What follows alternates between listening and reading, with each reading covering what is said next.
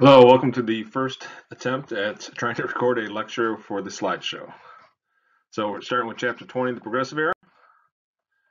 Here are the highlights that will outline what you're going to read, but we never spend time on that, and we're not going to do it right now. So the way to organize the Progressive Era, your understanding of the Progressive Era, I think a couple different ways you can do it. One, you should understand it happens on three levels, okay? So national, state, local levels. And then there's the three branches. So there's some legislative accomplishments, some driven by the executive branch, the president or the governor, and sometimes the mayor, but really more the president and governor. Sometimes by the courts, although Brinkley tends to focus less on the courts. Kind of not fitting in that are these interest groups. So you have African Americans, you have women who will fight for the right to vote and their own changes.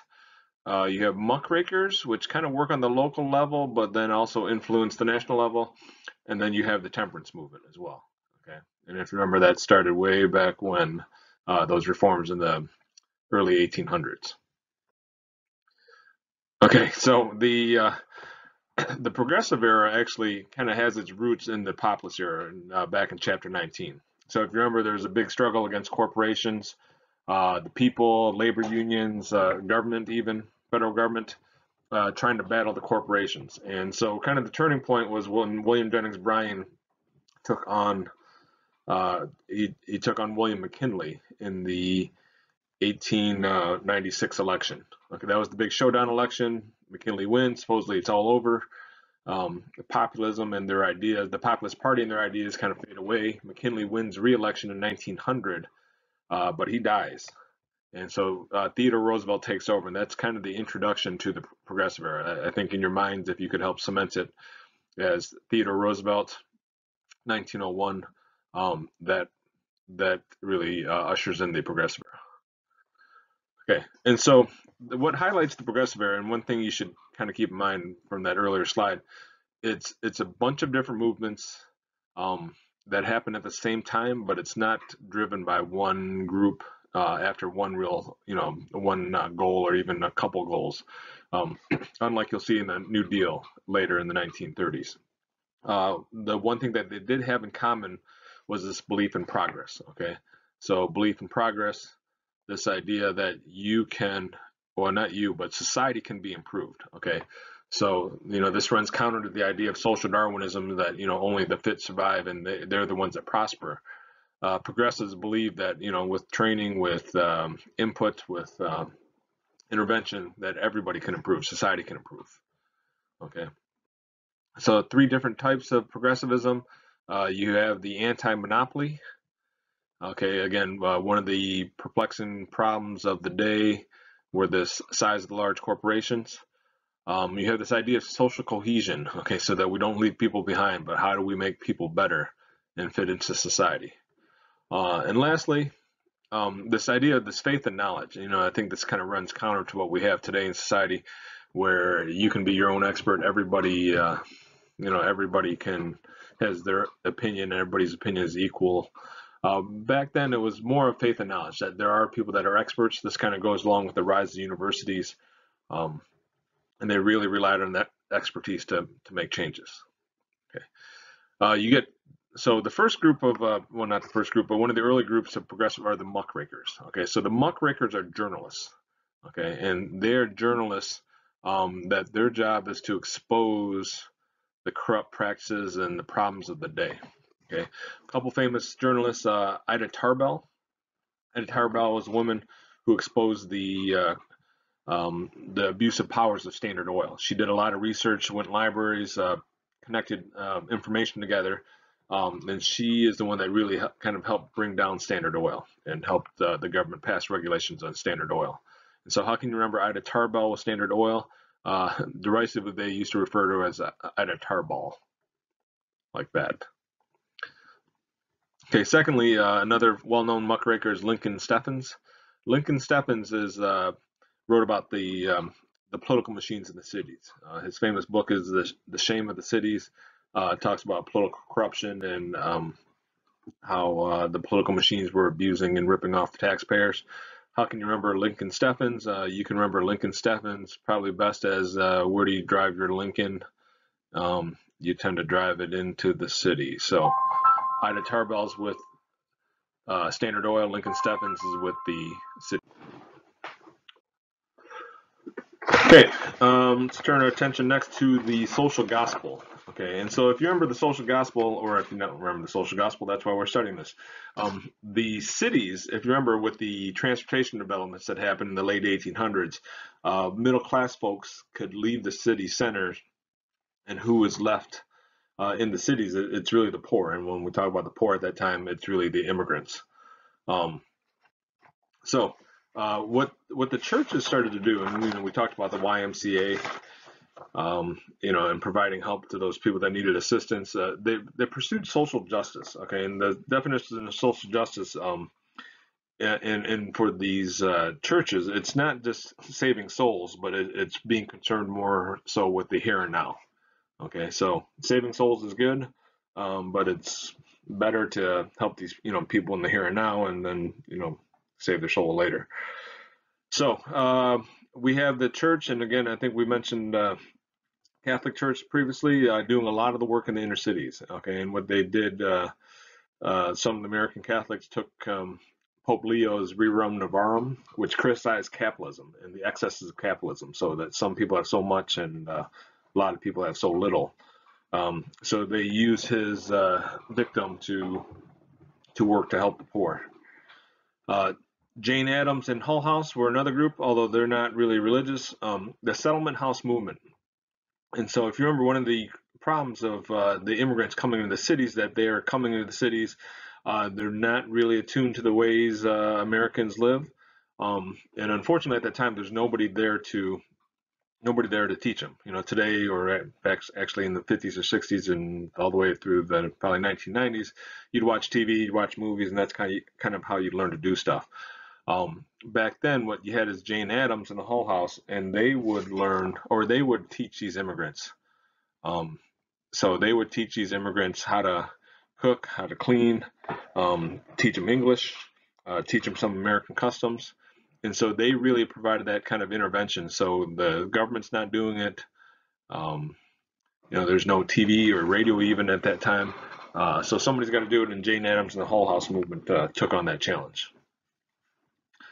Okay, and so back in the first slide, we talked about the allure of expertise. Again, there's the universities and colleges are changing at this time. There's a really an explosion in knowledge and growth. Things are becoming more professional, if that's how you want to think about it. And so Thorstein Veblen, he suggested that the economy be run by experts. So instead of leaving it up to individuals or kind of guessing our way through, because one of the problems with trying to guess your way through the economy, sometimes it's counterintuitive, right? So if things are going bad, that you should tighten your belt. And I think probably since World War II, we've known that's not the case. So he argued that there's expertise in the field of professional field of the economy, and the economists develop at this time. So Veblen is the one that popularized that idea. Okay, the professions. So kind of along the same vein, you get professionals. Okay, professionalized occupations. And so what does that mean? To be a member, like to be a doctor, officially a doctor, you have to have a license. You have to undergo some training. You have to be certified, and then you're validated with your license. And so what was it like without this? It was probably any old quack could call himself a doctor and prescribe treatment, and sometimes that helped, but probably more times than not it hurt. Okay, so doctors became licensed, manufacturers got licensed, a number of different professions began to professionalize, again, issuing those licenses. Okay. When we move on to women, so women, and kind of the bridge here between women and like suffrage and women in work, women were found in all sorts of professions, but not in equal numbers. Okay, so there's the female-dominated professions. Okay, and female-dominated professions are kind of what you would guess as a stereotype. They're the helping professions. Okay, so what are helping professions? Helping professions are nursing, secretary, retail work, we already talked about in the last unit, teachers as well. Okay, and so why are they concentrated in that area? Probably less likely that they have some kind of intuitive gift for that, more probably because that's the discrimination that which they're allowed to work without threatening their place in society. Okay, so women take on a key role in the reform cause.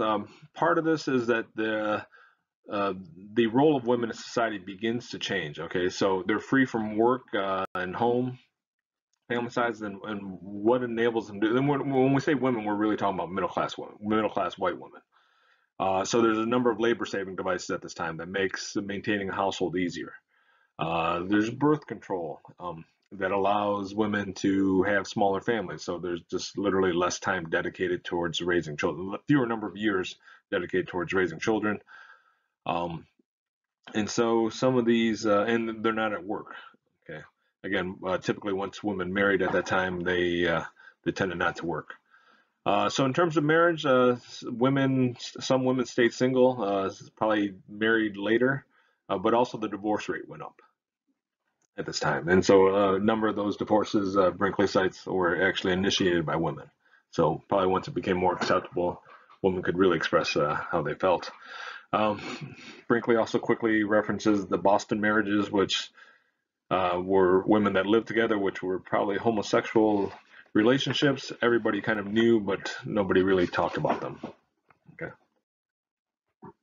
Okay.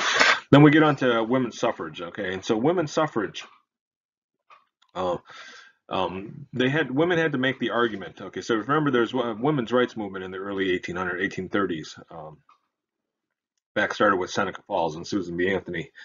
Now women are directly asking for the right to vote. And one of their arguments that they ask for are these natural rights, that women should have natural rights just like other categories of people, white males, white propertyless males, African American males, all have rights. If you remember from the Declaration of Independence, women should also enjoy those same rights. And so one of the leading groups, I don't know, probably don't get too caught up in the name, the NAWSA, National American Women's Suffrage Association. Okay, and so they were one of the main groups spearheading the women's suffrage movement. Their arguments were that if women could vote, they would help out in temperance movement and help ban alcohol. Women, probably what earned them the right to vote was their protest against Woodrow Wilson during World War One. Okay, and that was kind of embarrassment. Their argument was that the Kaiser oppresses his people, and not too much different from the United States, and that we oppress this, the class of women. Okay, the argument that they really made that probably carried the most weight was this argued that women had special experiences, that they had unique traits and experiences that made them would make them a benefit for voting and for politics. Okay. There's other more conservative groups that said, again, that women should have rights just like other groups have rights, and then kind of a racist argument, they would say if black males could vote, then women should be able to vote too. So where does this lead to? It leads to the 19th Amendment. 19th Amendment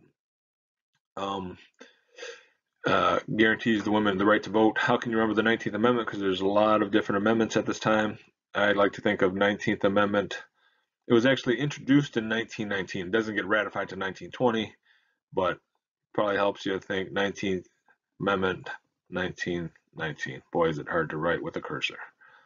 For some like Alice Paul, the women winning the right to vote wasn't everything. In fact, so actually winning the right to vote, women didn't vote as a block. So in actuality, it didn't really improve women's conditions at that point. So Alice Paul then proceeded to get introduced the Equal Rights Amendment right after the 19th Amendment, and the Equal Rights Amendment has been introduced every single year nearly came to fruition in the early 80s, but it failed, and it still continues to be introduced every year. Okay, the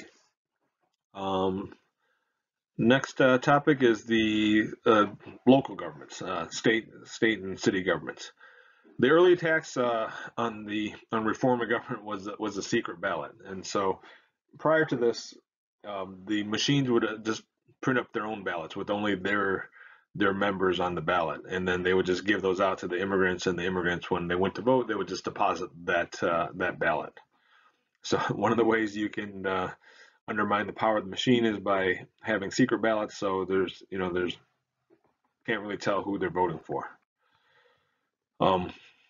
So if you remember, the parties are a source of patronage, okay?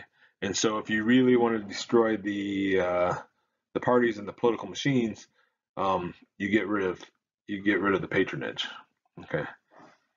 So what can you do?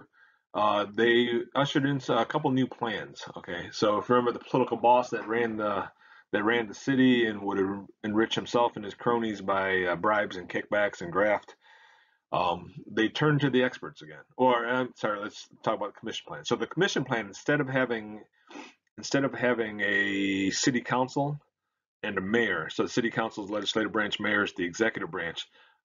They developed a city commission, and so city commission would be a group of people, kind of like these people down here, and they would run the city as a group. Okay, and because you're running the city as a group, it doesn't really allow one person to take power. The other thing that they were able to do is some cities instituted a city manager plan, and so a city manager plan is somebody, and it's actually still true today. You would get trained on how to run a city. So as cities become increasingly large, more people, more responsibilities, it's hard just to turn it over to just anybody, okay? And so the city manager, again, is a professional that has been trained on how to run a city, okay? There's still mayors, and so like the city of Plymouth has a city manager. There's still a mayor that runs some meetings, I think kisses babies, probably cuts some ribbons. The city manager does a lot of the day-to-day operations of the city. Okay, next we have the state house. So we did the local, if you remember the chart from the first slide, that was local level. On the state house level now, you have the progressivism really led by Wisconsin and Robert La Follette. Okay, and oh, here's his name, La Follette. Oh, actually, I take that back. I think it's La Follette. So La Follette, again, the same problem of the big problem in the states is the power of the state legislators. State legislators at that time, they voted for who's going to be senators from that state. They actually are in charge of the cities because the cities aren't guaranteed in the Constitution. And so how do you undermine the power of the state legislator? Several things that Wisconsin and La Follette created. So one is the voter initiative. Voter initiative is voters can sidestep the state legislator and sidestep them, and they can collect signatures to get things on the ballot. And so if you've ever been to the library in the summer, why would you be at the library in the summer? But if you have, sometimes you'll see people asking for signatures.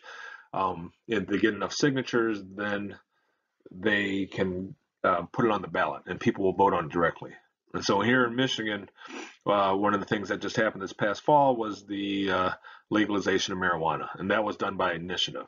Okay, so no state legislator would want to bring that up. They collected signatures, got more than enough signatures, and approved overwhelmingly here in the state of Michigan. Another one is the referendum. Referendum is a judgment on existing laws. Okay, so I think this tends to be rare. If they pass a law, they can, I think the people can, I don't know if it's done by signature or not, but they can essentially vote on whether they like that law and want to rescind it. One of the few examples of a referendum that I've heard in South Dakota years ago, they banned all abortions. No matter what time, no matter what circumstance, all abortions were illegal. The people of South Dakota voted on it before it was taken to the courts, and they struck down that law themselves. Okay, the recall. The recall is used for like is used to remove officials, and so instead of waiting to the next election, that you can, and again, if you collect enough signatures, you can vote to recall um, elected officials. Okay, so the picture in the bottom there is Scott Walker, recent governor of Wisconsin. There was a voter recall effort to remove him from office. That came up short, so it doesn't work necessarily. It's not guaranteed to work. Probably one of the more famous ones is Arnold Schwarzenegger when he became governor of California. That was because the previous governor was recalled, and so they had to have an open election, and Schwarzenegger won. He was one among a bunch of interesting folks. The last thing here is the direct primary. So the direct primary, instead of having the state legislators choose senators, the people would. Okay, the people would vote to see who they wanted for the Senate. Okay. Let's see. So subsequently, the party influence declines. Okay. See more reforms that take place here. One of the big ones is the Triangle Shirtwaist Factory fire. This one is a garment factory. That the shirtwaist is a type of shirt from back then, and so the owners, to keep the women from stealing extra cloth and material, they lock the doors, and the doors open inwards, and then there's a fire in the trash can that spread. Um, a number of women get trapped up there because they're all rushing the door, and they get trapped, and some women jump to their death, and the fire department, when they get there, the ladder doesn't go high enough, and so it's a tragedy. 146 women die. They used that to pass a number of reforms regulating businesses and industries. Some of the stuff which you can still see today. So, like, if all doors that lead that go outside have to open outward. Okay, and you think about that next time you leave the building. Also, they put a limit on the number of people in an elevator. So all these kind of health and safety codes start to show up. Western progressives on the western lands, they're more concerned about water rights, land grazing, concerned about the federal influence being too large, and that's still a debate today. So one of these days, when you get a chance, you should look up Bundy, Bundy the rancher. Okay, out in Nevada. Okay, here's a chart you can look at. Obviously, a lot of people participating. Okay, African Americans are another group. So W.E.B. Du Bois, first black PhD from Harvard. I thought we had mentioned him, or actually, I think we did. So he is the kind of the counterpart to Booker T. Washington. Remember, Booker T. Washington was accept segregation, uh, learn some skills so that you can get yourself employed and help support your family. He started the Tuskegee Institute to do that. W.E. Du Bois is kind of the counterpart. So he advocates higher education for blacks, and he argues that the talented 10th will help lead African Americans. He argued that they should fight segregation, and particularly through the courts. Okay, and his organization is the NAACP, National Association for the Advancement of Colored People. Oldest civil rights organization today, started in 1901. They first meet in Niagara Falls, Canada, on the Canada side, because African Americans couldn't stay in the same hotel. Okay, so let's see, switching over to the Temperance Crusade.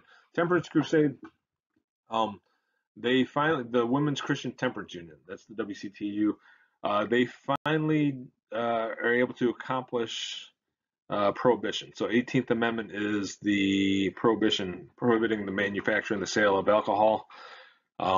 It's led by business employers, actually. Okay, and so they got business employers to do it.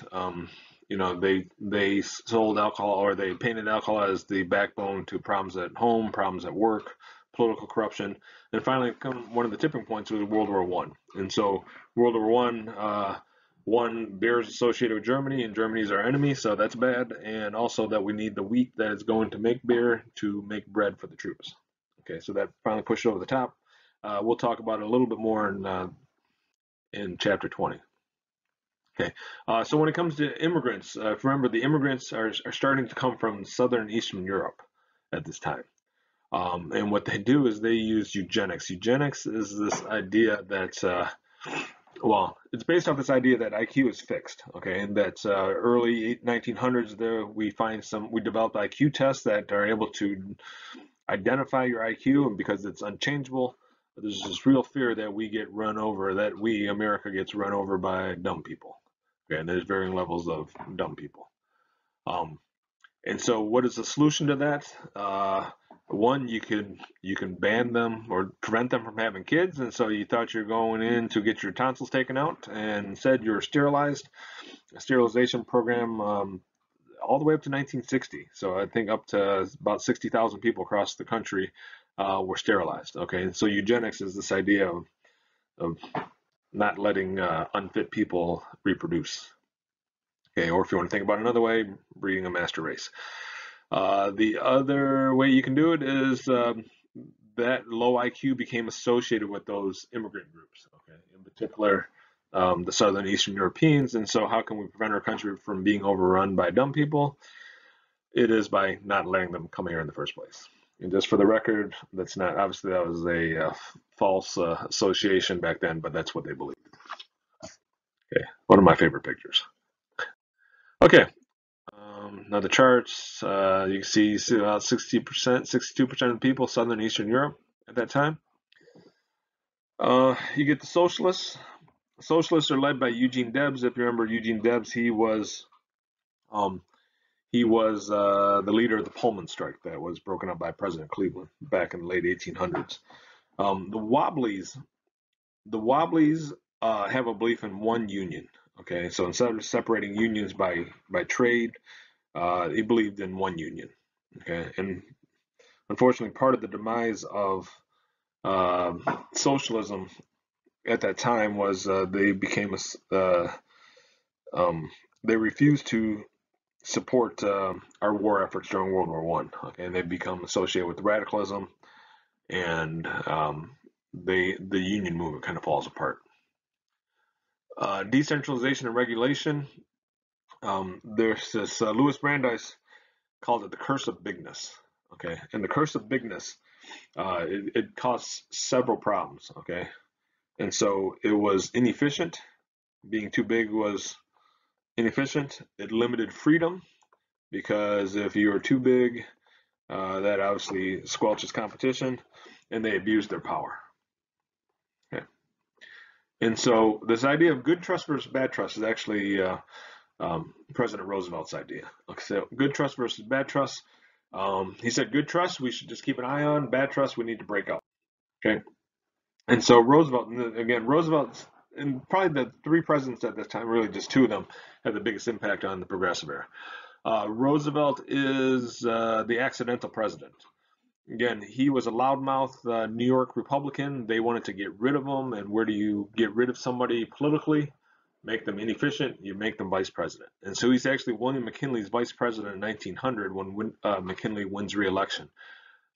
Unfortunately, McKinley gets assassinated and Roosevelt becomes president. Okay, and he's not going to listen, folks. He has his own ideas. He's his own man. He's a rancher, police commissioner, former rancher, police commissioner, assistant secretary of the Navy, rough rider during the Spanish-American War. And his idea is that his vision of federal power is to regulate, not to destroy. Okay. And so one of the things, he becomes known as the trust buster. And so bad trusts, again, should be broken up. And so the Sherman Antitrust Act, what was used previously, tried to use previously, that was ineffective before, now he uses it. And the first company that he busts is the Northern Securities Company. Okay. And when he goes to bust that trust, Louis Morgan says, "Oh, if I did something wrong, just have your men, come talk to my men, and we'll get it worked out." And his answer was, "No, we're going to break up the trust." Okay. Okay. And so with Roosevelt, also we get the square deal. Okay, I hate Brinkley's PowerPoint sometimes. The square deal is for unions and employers. Okay, and actually unions, not the radical ones, do benefit a little bit. So the square deal was, that's me trying to write unions. The square deal was the United Mine Workers wanted a 10% wage increase. okay, and they were going to go on strike, and the owners, George Bear, refused to give it to him. Okay, and winter was coming, and Roosevelt was worried that people wouldn't have coal for the winter, and he said, "Hey, let's come talk." And the union, comes running because this is the first time you think about what happened in the late 1800s. This is the first time the unions are treated as equals. That's hence the square deal. Okay, and that's how you can remember it. So they're going to be equal to the owners. Um, the coal mine owners said, "No, we're not going to talk. We don't want to negotiate with the union." And um, Roosevelt threatens that if they don't come talk, that he will nationalize the mines, and he will have soldiers do the mining. Okay, and they come talk. They get their 10% increase, which really doesn't matter because he just ends up raising the cost of coal, but it's a victory for the unions. Okay, other things that Roosevelt gets accomplished, if you remember, one of the perplexing problems during the late 1800s was the problem of railroads and rates, railroad rates and kickbacks and graft hurt farmers. The Hepburn Act allowed the ICC, gave them power to help regulate rates, okay, railroads. The Pure Food and Drug Act, one of the big problems back then was that you didn't know what was in your product. Okay, so the snake oil salesman, somebody would come in town, they'd give a great pitch on scalp tonic or something to make you healthier or stronger or improve your memory, kind of like ginkgo biloba here. Um, and then you'd buy it, and people would try it, and sometimes it'd work, sometimes you might get sick, sometimes you might die, and then the guy would be gone. Okay, and so you wouldn't know what you're getting. They wanted labels on goods now. Okay, so along with the Pure Food and Drug Act, there's also the Meat Inspection Act, and that comes from um, the Jungle. So the book The Jungle, which I'll have to tell you about in class. Okay, Roosevelt and conservation. So he is also famous for his conservation. He wanted to create national parks. Okay, before businesses destroyed it and tore up the land, he fell in love with national parks. And John Muir here, who showed him around. The Newlands Act provides for dams and reservoirs and canals out west. It's more federal aid to the west to help maintain that land. However, we get some, oops. So those are the national parks spread around. The Hetch Hetchy controversy. It's this idea. So as we want to preserve nature, there's also needs of the city. Okay, so Hetch Hetchy was this valley, um, where they wanted to build a dam that would help provide electricity. Um, but people, conservationists didn't want to build it because it would spoil the view. People that lived in nearby cities said, "Well, we need this," and so there's a big controversy then of building the dam, much to the ire of some of the conservationists. So Hetch Hetchy right here, before the dam, after the dam. Okay, Roosevelt actually he finishes out his term, plans to, and gets reelected for his own term. He says that's essentially 2 terms. He steps down. His friend William Howard Taft becomes president, and Taft is not Roosevelt. He's a big dude. He's the heaviest president. He's the one that supposedly got stuck in the bathtub. He never really wanted to be president. He was urged by his wife to run for president. He was more conservative than Roosevelt. So Roosevelt was, if you think about it, more of a liberal Republican. You don't think about Republicans today. Taft was a little bit more conservative. Okay, and so one of the problems that still afflicted them, they still had the tariff issue going all the way back to the 1800s. They try to resolve the tariff issue, but everybody is in favor of getting rid of tariffs except for tariffs that affect whatever their local industry is. So the Payne-Aldrich tariff actually ends up raising tariffs overall, okay, instead of lowering it like they're trying. The Ballinger-Pinchot dispute is what really does kind of Taft in. So TR after he steps down, he is going big game hunting in Africa. His boxing buddy, friend, Chief Forest Ranger Gifford Pinchot is trying to protect the lands, and there's some dispute about corruption going on in Alaska and about them selling public or leasing out public lands for mineral exploration. He's told essentially it's none of your business. He goes to Taft. Taft agrees with the Secretary of Interior, Richard Ballinger. Pinchot continues to complain, actually goes to tell Roosevelt, and Pinchot gets fired for insubordination. Okay, and Taft had every single right. So he gets fired for insubordination. Roosevelt comes home, and Taft and Roosevelt, who were once good friends, have a falling out. Okay, and so Roosevelt, when he comes home, he gives a speech on new nationalism. Okay, and so new nationalism is this idea that we should regulate trusts. There should be an inheritance tax. We should lower tariffs. There should be workers' compensation. And that becomes Roosevelt's platform. And so what happens is Roosevelt comes back. He tries to win control of the Republican Party again, but Taft still has control.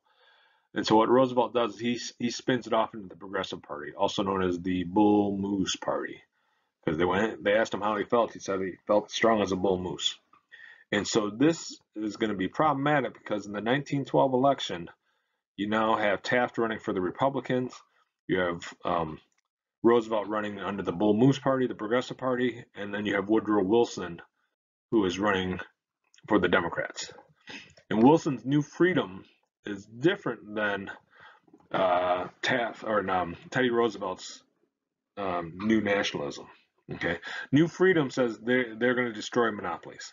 They're going to restore competition. They have to closely monitor businesses, because businesses, if they don't, will do the wrong thing. And Taft is probably one of our smartest presidents, former president of Princeton. He has a PhD, and he ends up winning the vote, as you can see from the map, first Democrat since 1892. Okay, so what does Wilson accomplish? Okay, and this is a whole bunch of stuff. So he is actually able to lower the tariff. Okay, he is able to lower the tariff. The Underwood tariff passes, but because the tariff was the United States' primary source of revenue, that's how we got money. You need to replace that somehow. Okay, and so after they lowered the tariff, they also got, for the first time, the income tax passed. First income tax passed. Okay, and so the income tax is the 16th Amendment. How can you remember 16th Amendment? Is tax, because 6 and tax both have an X. Okay, you'll thank me for that later. Federal Reserve Act gives us our first kind of centralized bank since Andrew Jackson destroyed the Second National Bank. So the problems of the Second National Bank they fixed. The Federal Reserve is the bank for banks. Okay, they don't compete directly with the banks. It's appointed by the president. And they help regulate the money supply. Okay, retreat in advance. So the labor laws, the Keating-Owens Act is the first time they're able to ban child labor. And unfortunately, that law is later struck down, but it's a first attempt.